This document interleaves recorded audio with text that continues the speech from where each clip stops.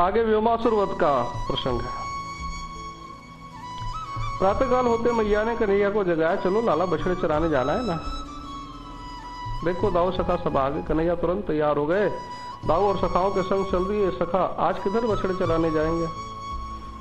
श्री कृष्ण कहते कामयोन में कलावत्ता गांव के पास इंद्रसेन पर्वत पे।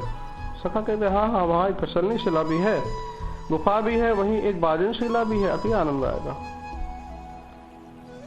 वहां बहुत हरियाली है, सब नाचते गाते दौड़ते कूदते बजाते इंद्रसेन पर्वत पर आ गए। बछड़ों को चराने छोड़ा और खेलने की सोचने लगे। आज क्या खेलेंगे? श्री कृष्ण बोले पहले फिसलनी शिला पे फिसलें, फिर सोचेंगे। बस सबने फिसलना शुरू कर दिया, एक दूसरे पे गिरते लड़ते झगड़ते और खेलते।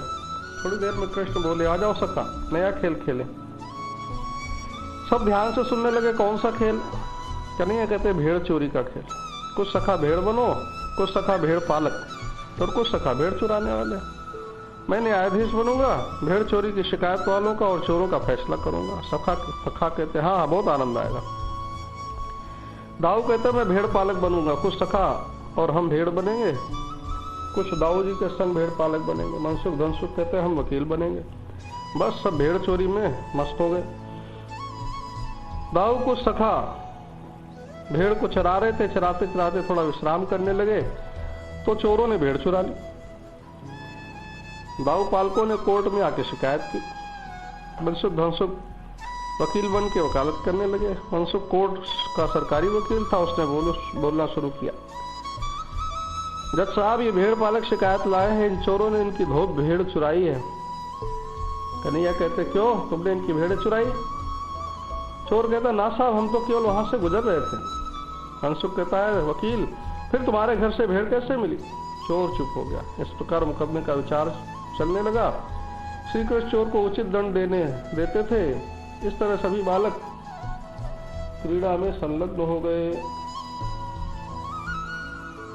इधर कंस बेचैन था, काफी समय से कोई राक्षस नहीं भेजा था। उसने एक राक्षस से अपनी चिंता कही कि मेरा काल दिन ब दिन बड़ा हो रहा है। तो एक वेमासुर था, वो कहता मेरे जितना तो बड़ा नहीं होगा। अपना विराट रूप दिखाया, कहा अभी जाता हूँ, कहाँ मिलेगा कृष्ण? कंस कहता वो तो बछड़े चराने जंगल में जाता है, ग्वालों के संग खेलता। वेमासुर कहता फिर तो बहुत आसान है, मैं ग्वाला बन के उनके सखा में मिल जाऊंगा और मार दूंगा। कंस कहता जाओ विजयी हो। व्योमासुर अट्टहास करता हुआ चला, हा हा हा। और इंद्रसेन पर्वत पर पहुंचा, सबको खेलते देखा, खेल समझा, फिर ग्वाले का भेष बना के जो ग्वाले चोर बने थे उनके ग्रुप में जा मिला। व्योमासुर ने भेड़ बने सारे सखाओं को क्रमशः ला के एक गुफा में छुपा दिया। श्री कृष्ण सोचते अरे हमारे सखा कहाँ गए? और व्योमासुर बने चोर को पहचाना, दाऊ भी जान गए। दाऊ ने उसके विरुद्ध मुकदमा किया, इस चोर ने हमारी सारी भेड़ें चुराई। श्री कृष्ण बोले इसको तो मृत्यु दंड देना होगा। व्योमासुर समझा कि खेल चल रहा है, अभी सिपाही पकड़ के कैद करेंगे। परंतु न्यायाधीश की कुर्सी से श्री कृष्ण उछले और व्योमासुर को पकड़ा। व्योमासुर सावधान हुआ, अपने मूल स्वरूप में आ गया, मगर कृष्ण की पकड़ ढीली नहीं थी, गर्दन से पकड़ के घुमाने लगे। घुमाते घुमाते आकाश में उछाला, धरती पर पटक के उस पर चढ़ गए। इस युद्ध से धरती कांपने लगी, सूरज छिपने लगा, यमुना में लहरें उछलने लगी। सखा भी कन्हैया कन्हैया पुकारने लगे। आकाश में देवी देवता इकट्ठे हो गए। दाऊ ने सोचा कहीं धरती ना उलट जाए, अपने चरण से अंगूठे से दबा के पृथ्वी को शांत किया, भय मत कर। और श्री कृष्ण ने एक ही मुक्के से को सिर फोड़ दिया। उसके तो खून उगते प्राण निकल आए। आकाश से देवता लोग पुष्प बरसाने लगे, जय जयकार करने लगे।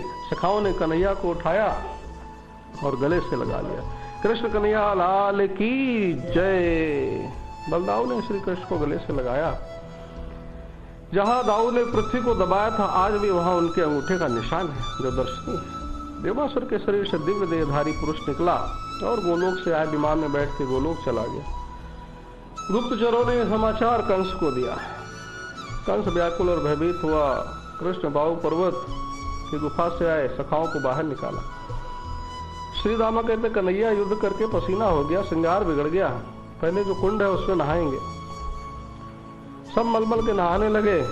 उस कृष्ण कुंड को कृष्ण कुंड कहते हैं। कुंड से बाहर निकलते ही सबने कुंड के ऊपर ही भोजन किया। वह स्थान भोजन थाली के नाम से जाना जाता है। आज भी उस स्थान पर पहाड़ी में थाल कटोरी के चिन्ह है। भोजन के बाद कुछ सखाओं ने कृष्णदाऊ के बैठने के लिए सिंहासन बनाया। दोनों भाइयों को बैठाया। वहां शिला थी जिस पर थपकी लगाने से बचती थी। मधुमंगल धन सुख सबल दामा सब शिला को बजाने लगे तो उसमें से नाना प्रकार के स्वर निकल गए। कुछ सखा नाचने लगे। कुछ देखते हैं कन्हैया तो बहुत कोमल है, राक्षसों से कैसे लड़ते। और कुछ सखा गीत गाते हैं। राम श्याम की जोड़ी देखो कैसी है सुहानी, राम श्याम की। गोरे गोरे बलदाऊ जी सावरे कन्हैया, राम श्याम की। व्योमासुर आया ग्वाल रूप धरा, सखा के संग में खेल जो रचाया। गुफा में सबको बांध के हंसता था, राम श्याम की जोड़ी देखो कैसी है सुहानी, राम श्याम की। संध्या को नंद भवन वापस हो गए। सबने ब्रजवासियों को व्योमासुर वध की कथा सुनाई, भोजन किया और शयन किया।